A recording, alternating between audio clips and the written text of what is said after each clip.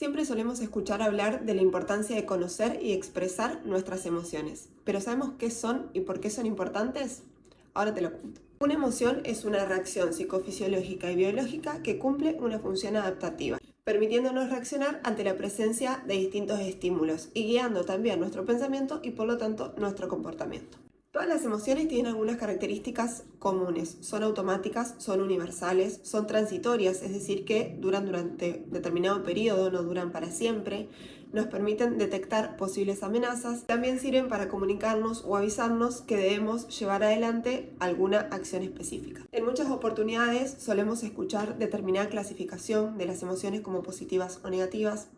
Y lo importante es que podamos saber que juegan justamente un rol muy importante en nuestra vida, entonces que no son positivas o negativas, sino que son adaptativas y que sirven para nuestra supervivencia. Lo importante es que aprendamos a escucharnos, cuál es la emoción que aparece, en qué momento aparece, cuál es el monto de intensidad con el que aparece, pero sobre todo que aprendamos a escucharnos a nosotros mismos y la emoción que estamos teniendo en ese momento para tratar de comprender qué es lo que esa emoción nos está queriendo transmitir. Hay un concepto muy común que aparece también cuando hablamos de emociones, que es la educación emocional, que tiene que ver con un proceso educativo, permanente y continuo, que implica comprender, conocer y expresar nuestras emociones, pero también aprender a identificar las emociones de los demás. Educar las emociones nos va a permitir, en primer lugar, identificar nuestras propias emociones, es decir, poder reconocer qué es lo que estoy sintiendo. Por otro lado, poder conocer el pensamiento que desencadena esa emoción, es decir, reconocer qué es lo que estoy pensando. Y por otro lado, poder tomar conciencia de nuestras conductas, es decir, qué estoy haciendo o cómo estoy actuando. Para poder contar con recursos o herramientas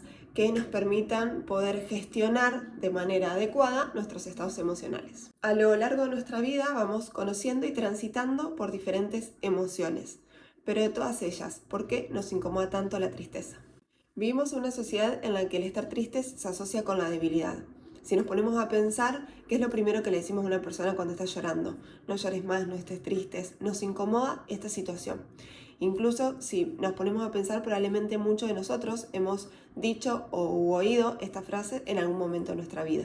Vivimos como en la era del positivismo, el tener que mostrarnos bien, porque mostrarnos tristes frente a otros nos hace sentir vulnerables. Nos llenamos de cosas para no estar triste, porque estar triste nos incomoda. Y la tristeza, aunque parezca una emoción que solo sirve para hacernos sentir mal, en realidad es aquella que nos permite hacer un stop, poner un freno, parar, para poder pensar dónde nos encontramos, qué nos está pasando, qué estamos sintiendo, hacia dónde vamos. Por eso es tan importante que aprendamos a transitarla.